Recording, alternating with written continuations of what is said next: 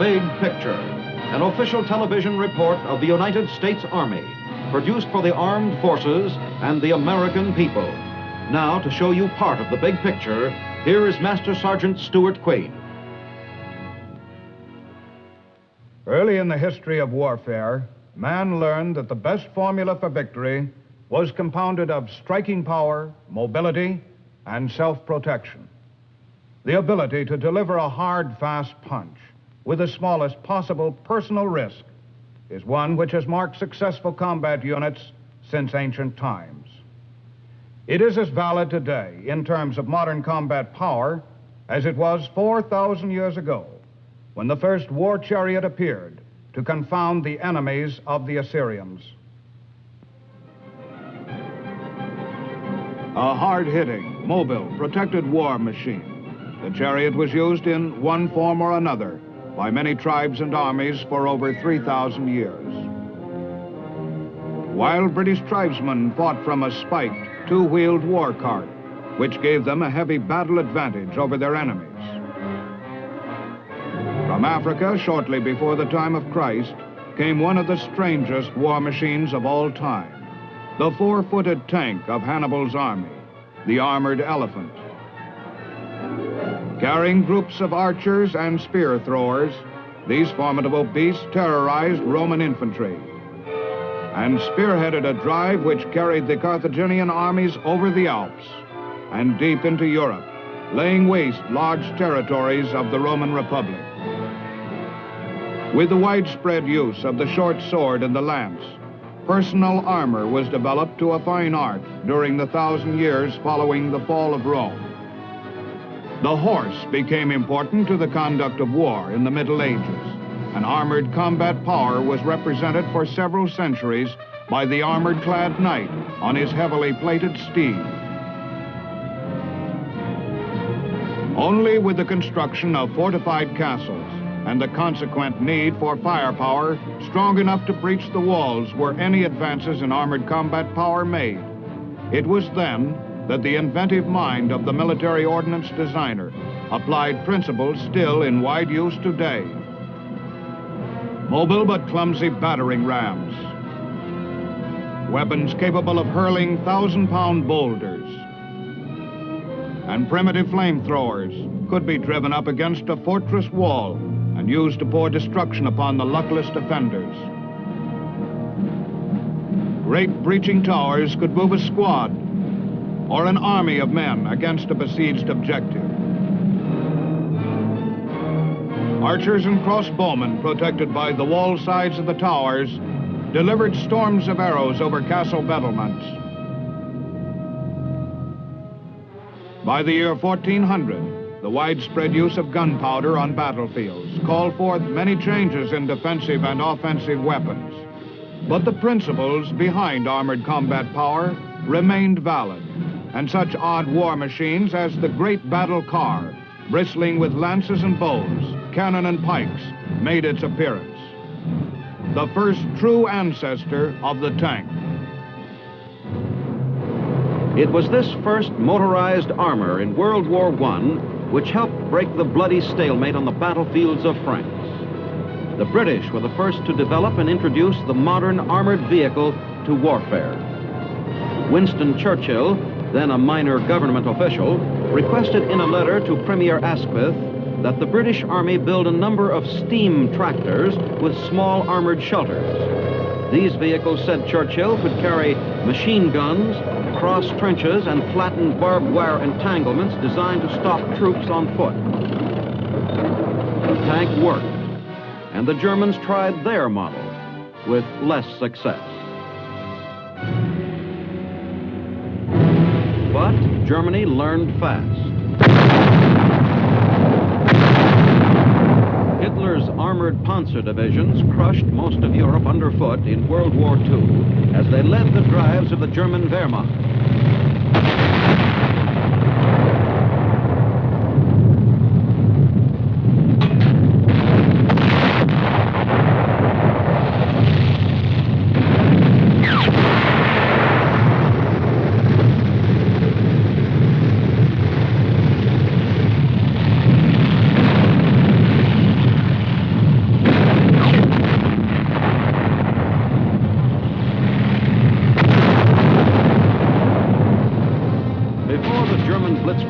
machinery could be stopped, the Allies had to field armored firepower too. It was more than a match for the Nazis. When the tide of war turned and our invasion forces plunged a motorized spearhead deep into the heart of Germany, American armored combat power played a major role in securing an Allied victory. Once again, on the barren, treacherous hills of Korea, armor bared its teeth and helped decide another fight in favor of free men. Functioning sometimes as close cover support for infantry action, sometimes as artillery, American tanks and other armored vehicles helped drive the Red enemy from South Korea.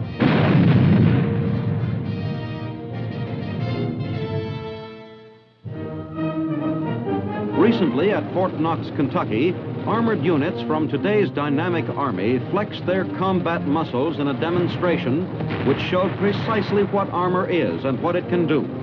With its capacity for movement, massive firepower, and built-in protection, the shock action of a modern armor team, backstopped by strong supporting weapons, is a guarantee to quick destructive contact with an enemy.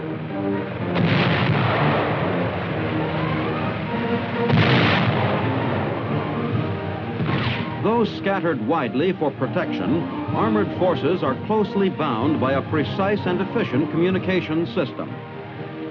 Like so many iron links in an exceedingly strong but flexible chain, vehicles in the armor team operate as a unit, highly responsive to command.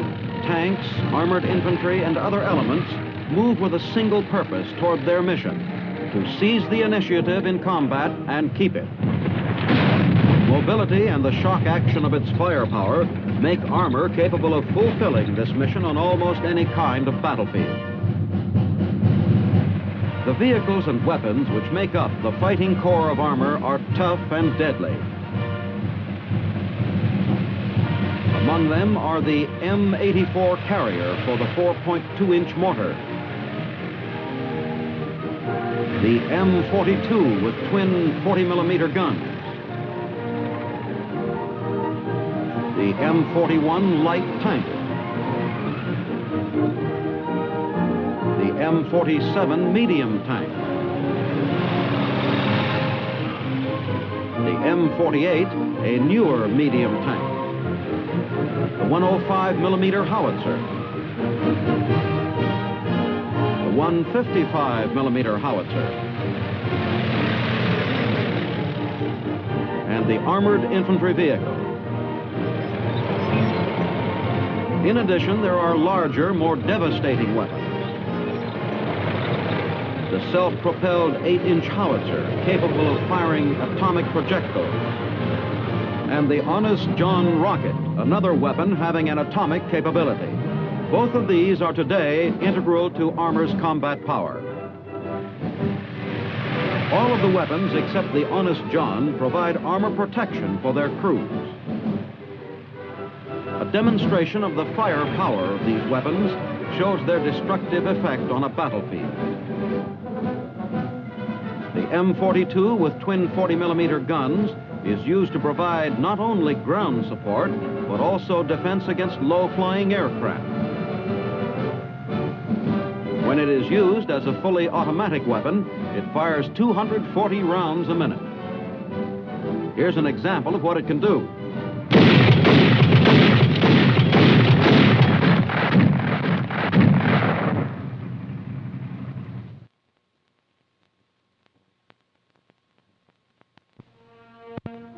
The M41 tank is the reconnaissance vehicle, the modern-day cavalry steed which darts speedily ahead of the others when needed. Plenty of protection is carried along with it in the breech of its fast-firing 76-millimeter gun.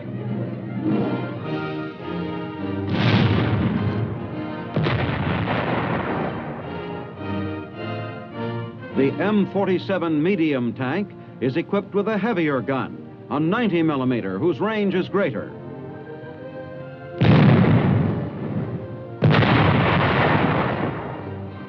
The M48, or Patton tank, also has a 90-millimeter gun.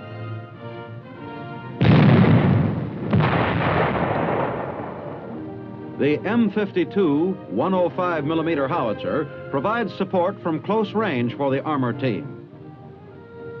Usually it is used for indirect or unobserved fire. Here, however, can be seen its direct fire capability.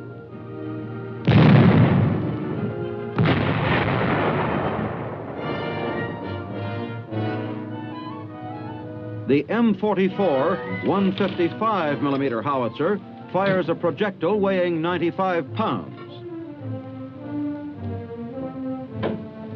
This weapon also provides close fire support for the armor team.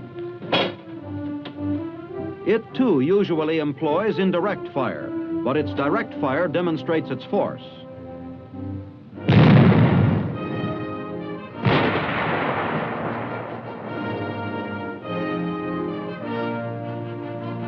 Each vehicle and each weapon demands skilled, trained crewmen working as a team to achieve the full might of armor.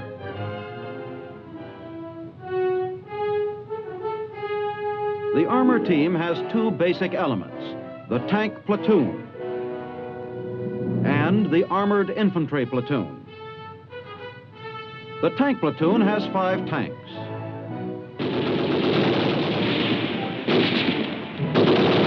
They have 5 30-caliber machine guns mounted in turrets and 5 50-caliber machine guns also mounted the same way.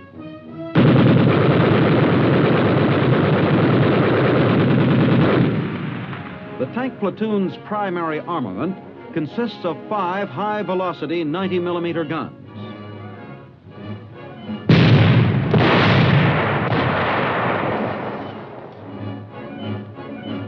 Whether it fights alone or as part of a team, the tank platoon is used to attack an enemy force, to counterattack, to destroy enemy armor, to support other troops by direct fire, and to engage in mounted mobile warfare both offensively and defensively.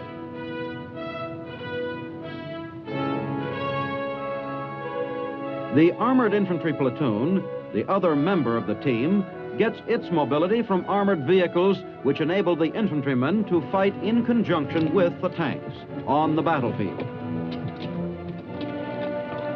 This platoon is able to support the tanks by fire and maneuver in both offensive and defensive combat. The platoon has 3 rifle squads and a machine gun squad. There are 47 individual weapons and 2 30-caliber machine guns manned by crews.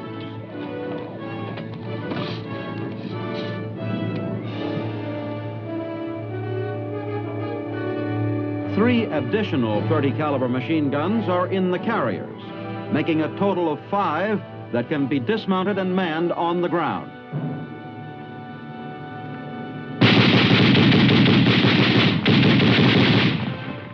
A 50-caliber machine gun is also mounted in each of the vehicles.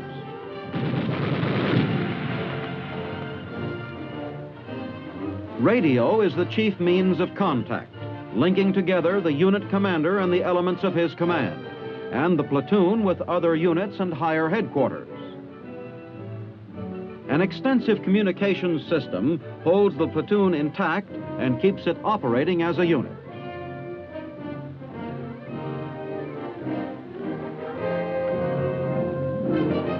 Each armored infantry squad carries a portable radio.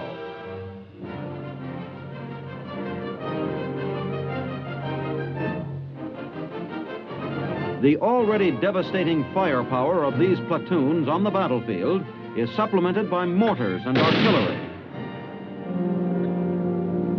A 4.2-inch mortar platoon can lay down a spectacular blanket of fire.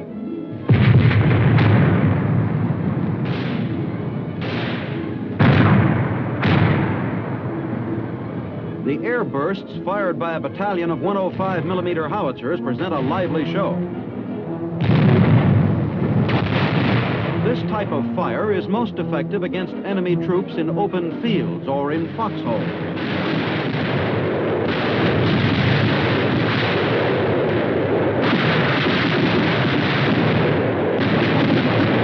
The spectacular effect of all this firepower can be seen when it is delivered on a target at the same time. This non-tactical demonstration represents only about 1/25th of the firepower of the armored division.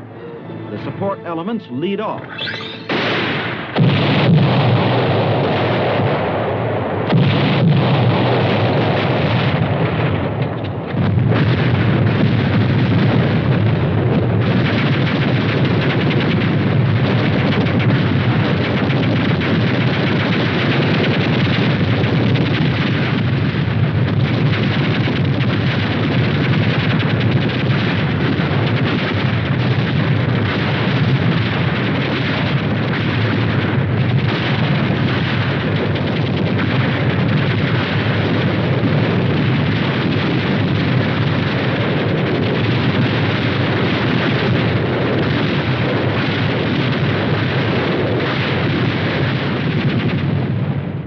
Has the firepower to neutralize any target within range of its guns.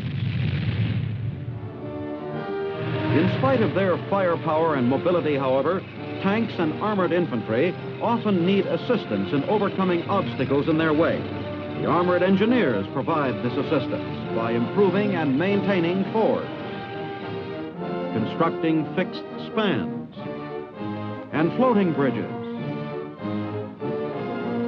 They also clear minefields and other serious impediments in armor's path.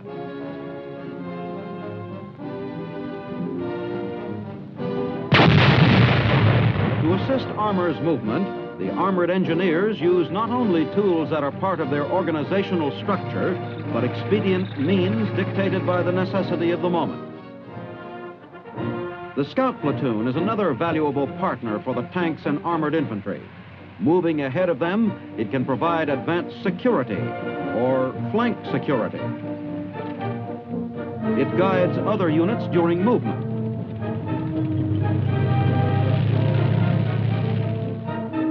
It maintains contact or liaison with adjacent units.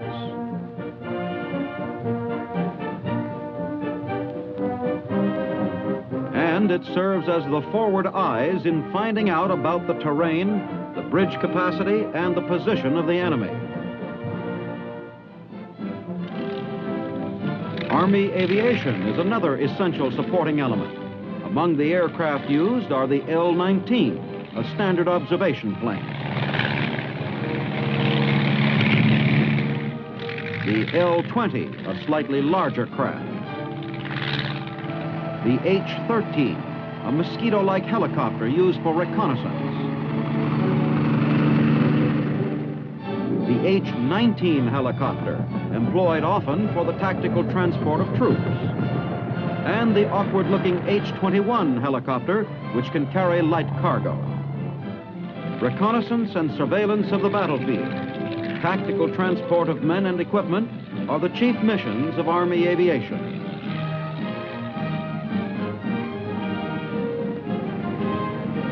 Like the fixed-wing aircraft, the helicopter can be used as an elevated observation post to locate targets and adjust the fire of armored units in the field. Army aircraft, with its invaluable speed and flexibility, gives the commander a means of exploiting to the full armor's own mobility, its firepower and shock action.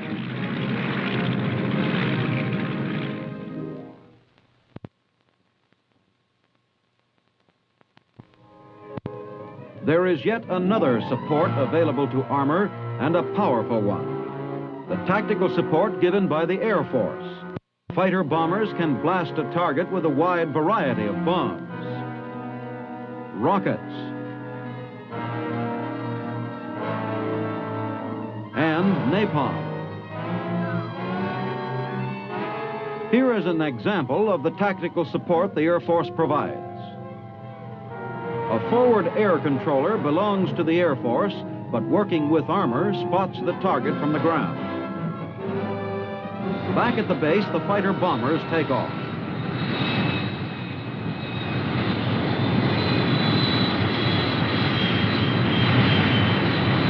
The forward air controller aids them in locating the targets. Once they are spotted, the first flight drops general purpose bombs.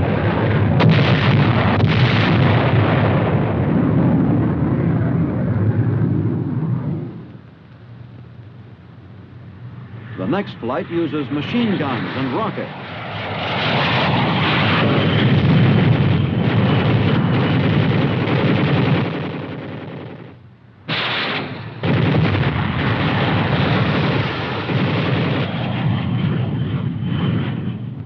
And finally, the dug-in enemy is burned out with napalm.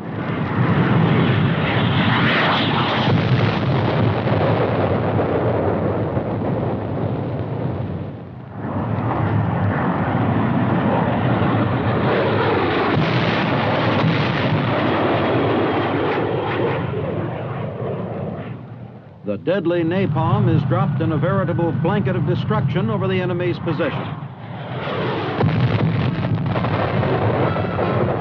This rain of devastation from the air softens up an entrenched enemy who would be difficult to dislodge with ground weapons alone.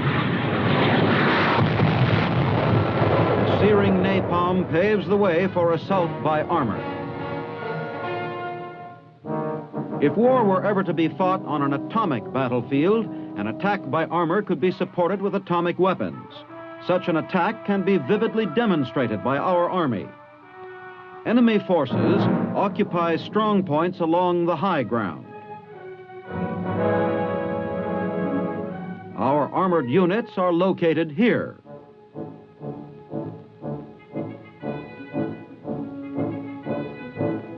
The artillery supporting the attack will fire an atomic cannon with ground zero at this point.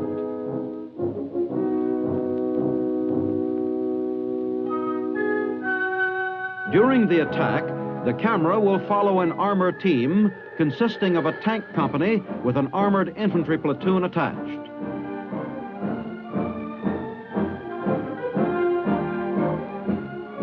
The team will attack along this axis to seize this objective. Here is the position from which the attack will be made and the line of departure.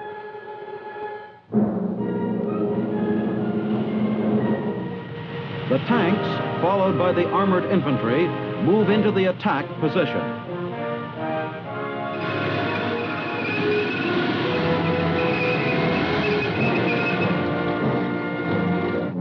Signal for the assault will be the firing of an atomic burst.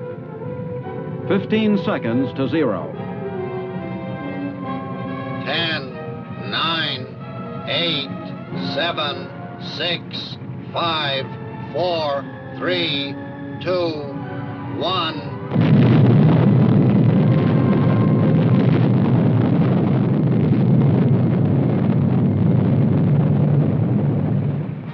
The team moves toward the line of departure.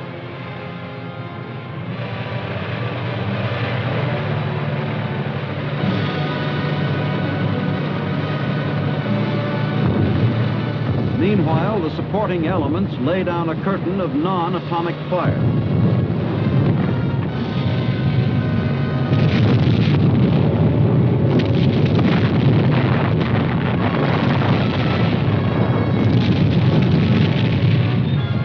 The armor team you are seeing represents only 5% of the combat power of an armored division. Like a deadly tentacle, it moves over the terrain, reaching deep into the heart of the enemy's forces, destroying pockets of resistance which have survived the atomic burst and supporting artillery fire.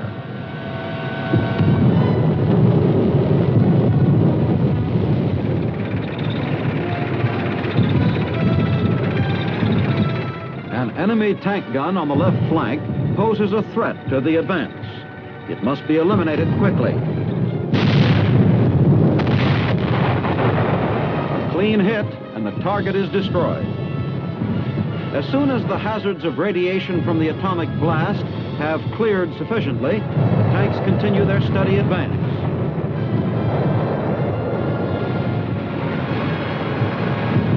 A platoon leader calls for artillery fire on an enemy strong point which stands in his way. At the Artillery Fire Direction Center, the firing data is prepared and the guns respond.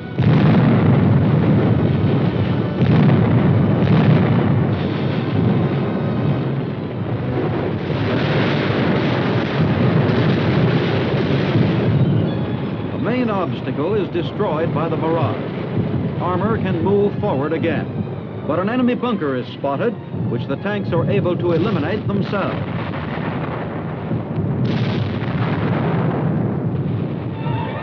Under the cover of continued artillery air bursts, the team advances.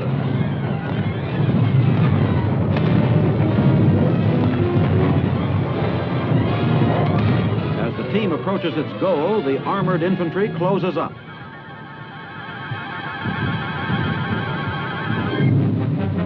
Prepare to dismount is the command passed by the platoon leader. Before giving the order to dismount, the team commander asks that the artillery shift its fire to enemy positions on the flank and rear of the enemy's forces.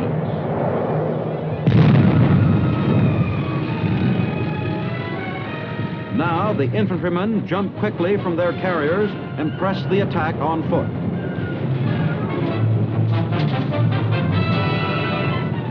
Cautiously, they move forward with the tanks.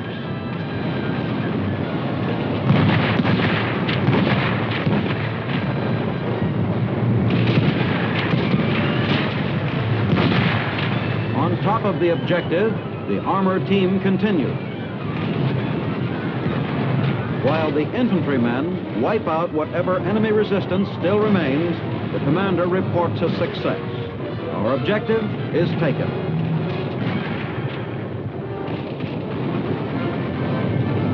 But the team does not halt for long.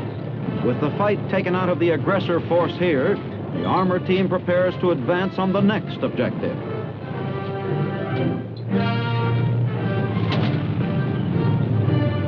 Mobile, rugged, and strong, a rolling mass of destruction, armor churns its inexorable way through the heart of the enemy's defenses, grinding toward the ultimate objective, triumph on the battlefield.